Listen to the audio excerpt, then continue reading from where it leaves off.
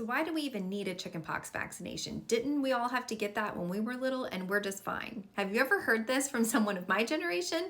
So I'm Dr. Tracy Tyson. I'm a board certified general pediatrician, and let's talk about the chickenpox or varicella vaccination. So first of all, yes, chickenpox was something really, really common when I was growing up in the 70s and 80s because we didn't have a choice. It is an extremely contagious virus that it was better for children to get during that early school age. And so pediatricians would tell parents, get your kiddos this infection between this ages of like 5 to 9 because that was the best chance that they had to have the least amount of complications. And so yes, parents did hold chickenpox parties, but it's because we didn't have a choice. So what is chickenpox and why is it a problem? Why did we ever come up with a vaccine to begin with?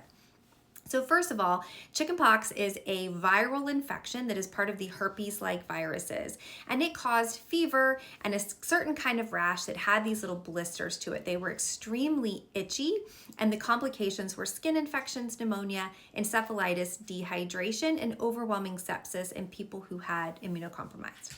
So before vaccination, about 150 children in the United States died a year from chickenpox, and around 11,000 a year were hospitalized from the disease.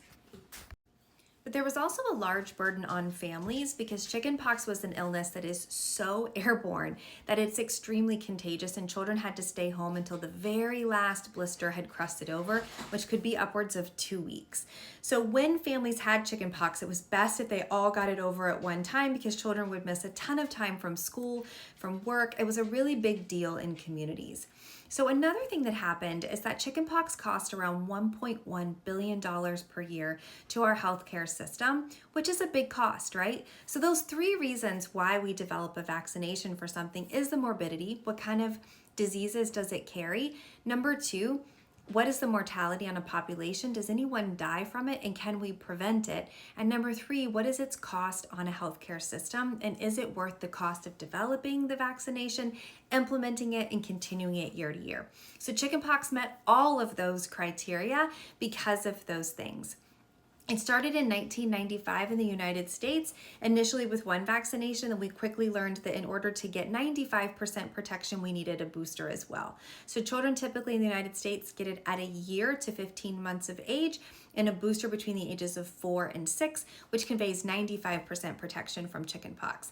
So since the 1990s, we've seen a drastic reduction in the number of cases of varicella or chickenpox in the United States and worldwide because most countries also vaccinate for chickenpox. So why is this a big deal, and why are we worried about rates declining? And that is for 2 reasons. First of all, as we all know, herd immunity has to do with how many people in a population are protected. When you have a disease like chickenpox that has been really gone for a long time, there's not a lot of natural immunity. So you either have no immunity or you have vaccination immunity. So as rates of vaccination go down, you're going to start to see a lot more cases very quickly because there is no natural immunity around. So we're going to start to see big bumps up in cases. We're going to start to see more hospitalizations. We'll start to see more deaths, and it's going to be a really big increased cost to our healthcare system. The other thing to remember is that chickenpox was part of the torch infections, which are a certain number of infections that cause massive developmental issues to developing fetuses. So when the mom is pregnant, if she gets infected with one of these illnesses, rubella is one, toxoplasmosis, CMV, HSV, and chickenpox is in there. Those are infections that can cause significant problems to the developing fetus and even death. It was really rare prior to vaccination. However, that was because most kids were forced into immunity in that early childhood age, so most women were immune when they got pregnant. What is going to happen now, sadly, is that we have so many people unvaccinated and the people around them are vaccinated. So they don't have a lot of chance to get chickenpox as a young child. They're more likely to get as an adult. So we're going to start to see increasing in torch infections in people because they're like, oh, I got through my childhood. I didn't get chickenpox. Great. but then you don't have immunity to chickenpox. So if you are exposed while you are pregnant, it is a lethal condition in babies and very, very scary. So this is why pediatricians, healthcare workers, scientists, epidemiologists are screaming from the rooftops, please don't stop vaccinating for these disorders. Talk to your pediatrician. We don't vaccinate for no reason. We're not vaccinating for the common cold.